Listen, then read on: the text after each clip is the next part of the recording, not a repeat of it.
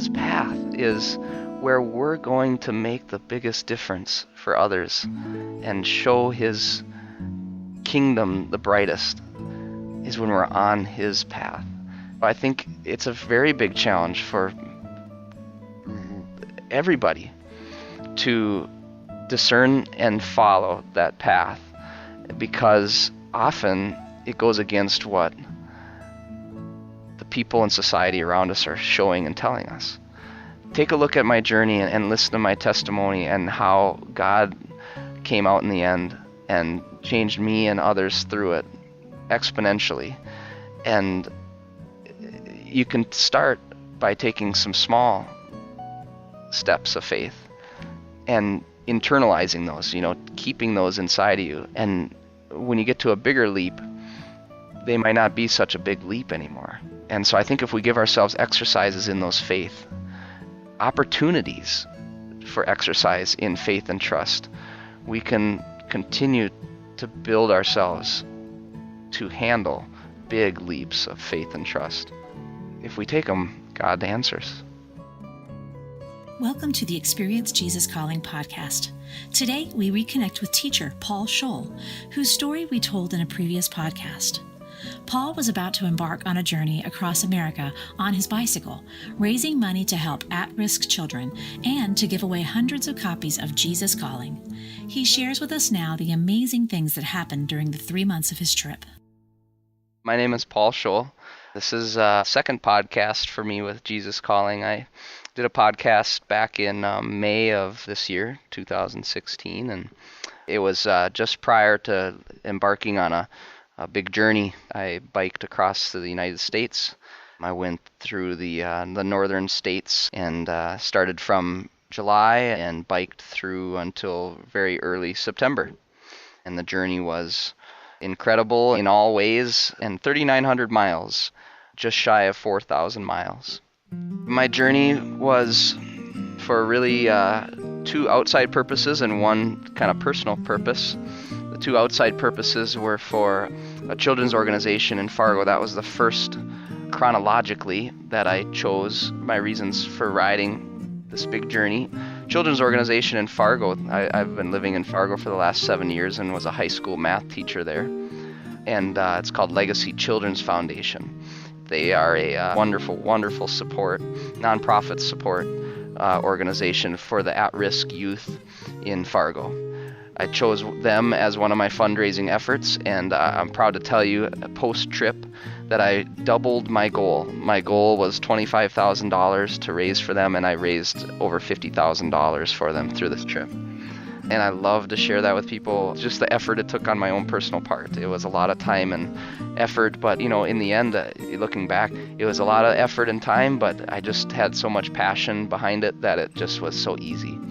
I really felt like God put it in my heart to ride for his purpose as well. I don't know when or how or why that happened. I just, woke up one day and I think I was reading my Jesus Calling devotional, and it popped into my head. I thought, well, you know what? This is an amazing opportunity for me to make a difference. This might be the biggest opportunity in my life to make a big impact. And I thought, looking down at my book, I immediately had that idea. It's like, well, do something else. And I thought, well, God, this book has meant so much to me. Why not get that book out to other people? Why not fundraise and buy a whole bunch of books and leave them across the United States?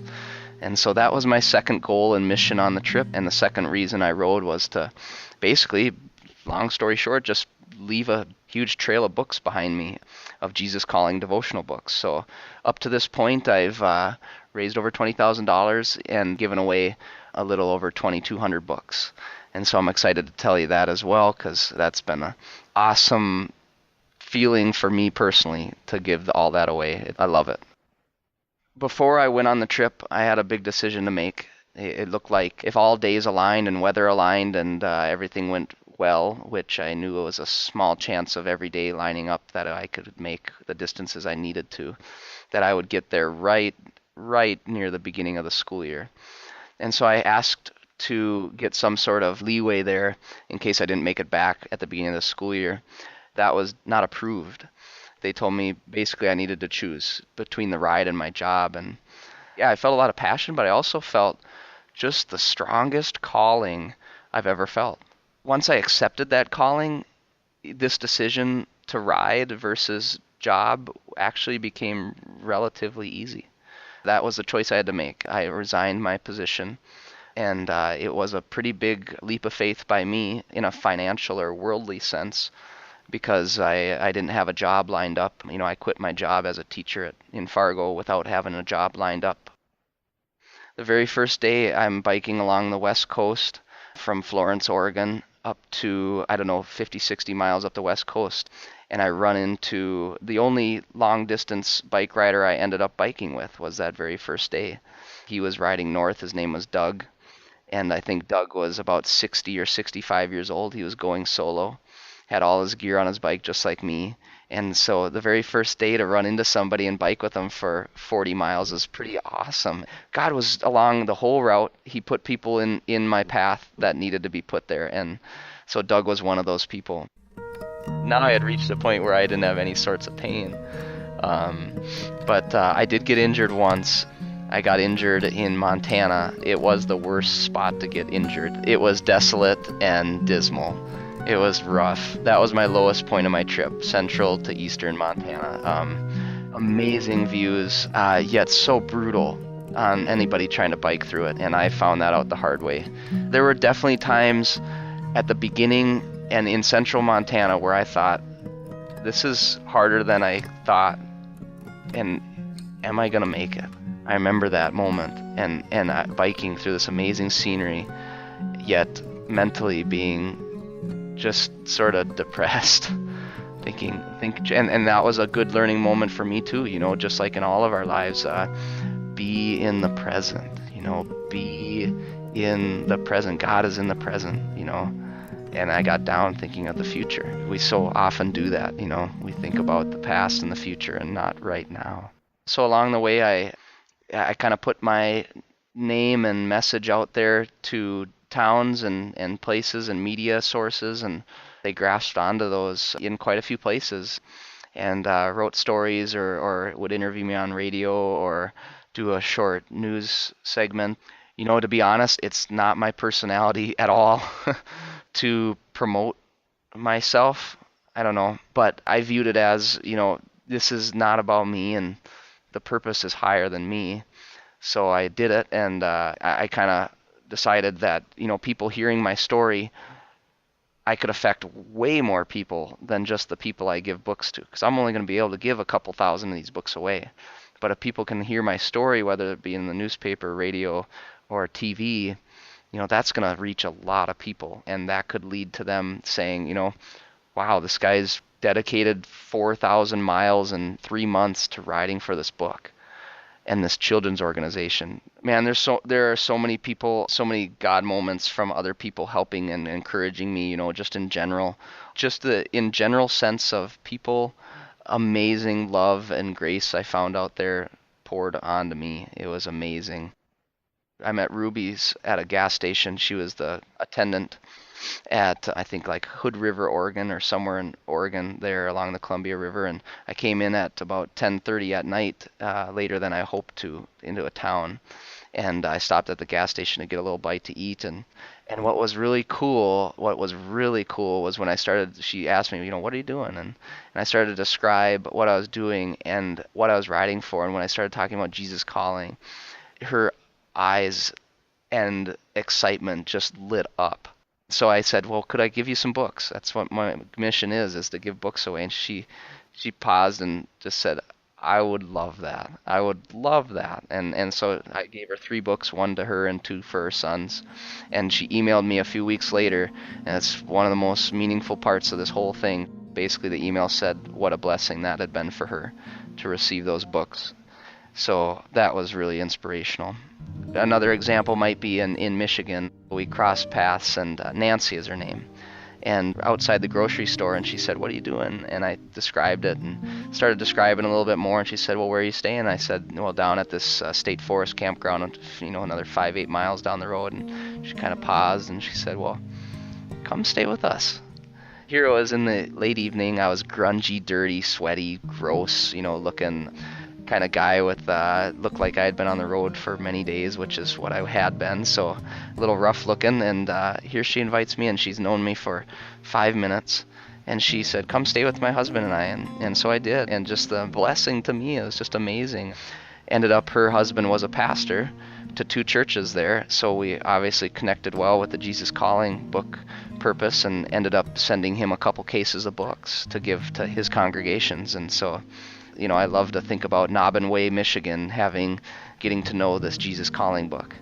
The last week, I suppose that was from probably, such small states up there, eastern New York to Maine. And I went from, just to describe the route, New York up through Vermont and New Hampshire and then to Maine. And that was probably about the last week. And I tell people that was the most beautiful area of the whole ride. I absolutely loved that area, and I can't wish for any better ending. That last week was amazing. Amazing weather, amazing people, amazing views, and an amazing feeling of where I was and what I had done behind me. And I also tell people just how sad I started to get. Internally, I was sad. I was bummed that this was ending. And I started counting down the days, and I thought, no, this has been such an incredible journey. A few days away from my last couple days, I hear from a guy named Mike Robertson on Facebook, and he said, I heard what you're doing. I think it's tremendous. I'm a biker. I heard it from my pastor. I've taken 2 days off from work, and I'd love to finish your trip with you. And I thought, wow, this guy doesn't know me at all. And he's taken work off to come join me. And I said, heck yeah, I'd love it.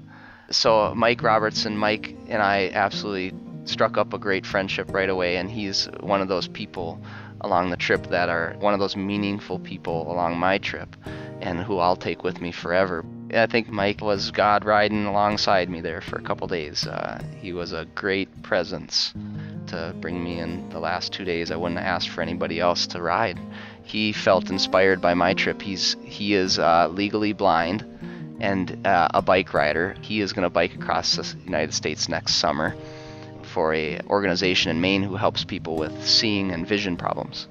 So I think that's just amazing that he's going to basically do what I did, but yet he's legally blind. Incredible. Since I've been back, I've heard from a few people. I'd pull into a town and someone would host me, or someone would randomly host me, like the people in Michigan, like I mentioned earlier. And the relationship that was formed within 12 hours was terrific. It was just incredible. I just love these people at the bottom of my heart for what they did for me along my trip. Coming off the trip and being done now is it's sobering a little bit. I quit my job as a teacher in Fargo without having a job lined up on the back end, on the back side of the trip. It was easily the biggest leap of faith I've had to take in my life so far, was that decision there. And it all worked out. I found a teaching position down in my hometown, Fergus Falls, Minnesota, and I am teaching there now. I think God answered that leap of faith. Paul continues to share his story with others and is already dreaming about where God may call him next. He encourages everyone to seek their own personal journey with God and to be open to venture out to where he might be leading. I think you can often find God and his presence most outside of your box, outside of your comfort zone, in those moments where you're having to trust and taking a leap of faith. That was my third reason for riding, was my own personal faith kind of pilgrimage and journey. Was I wanted to do this, alone, and to take that leap of faith and put myself in that position to experience that trust and faith at a really high level. And so I think if we have those opportunities, you're going to grow closer to God than you may in anything by taking those leaps of faith.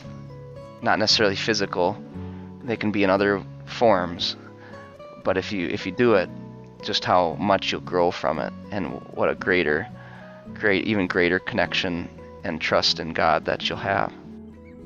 Our featured passage for today's show comes from the September 25th entry of the Jesus Calling audiobook. Pour all of your energy into trusting me. It is through trust that you stay connected to me, aware of my presence. Every step on your life journey can be a step of faith. Baby steps of trust are simple for you. You can take them with almost unconscious ease. Giant steps are another matter altogether. Leaping across chasms in semi-darkness, scaling cliffs of uncertainty, trudging through the valley of the shadow of death. These feats require sheer concentration as well as utter commitment to me. Each of my children is a unique blend of temperament, giftedness, and life experiences. Something that is a baby step for you may be a giant step for another person, and vice versa. Only I know the difficulty or ease of each segment of your journey. Beware of trying to impress others by acting as if your giant steps are only baby ones. Do not judge others who hesitate in trembling fear before an act that would be easy for you. If each of my children would seek to please me above all else, fear of others' judgments would vanish, as would attempts to impress others. Focus your attention on the path just ahead of you and on the one who never leaves your side. Hear more great stories about the impact Jesus Calling is having all over the world. Be sure to subscribe to the Jesus Calling podcast on iTunes. We value your reviews and comments so we can reach even more people with the message of Jesus Calling. And if you have your own story to share, we'd love to hear from you. Visit JesusCalling.com to share your story today.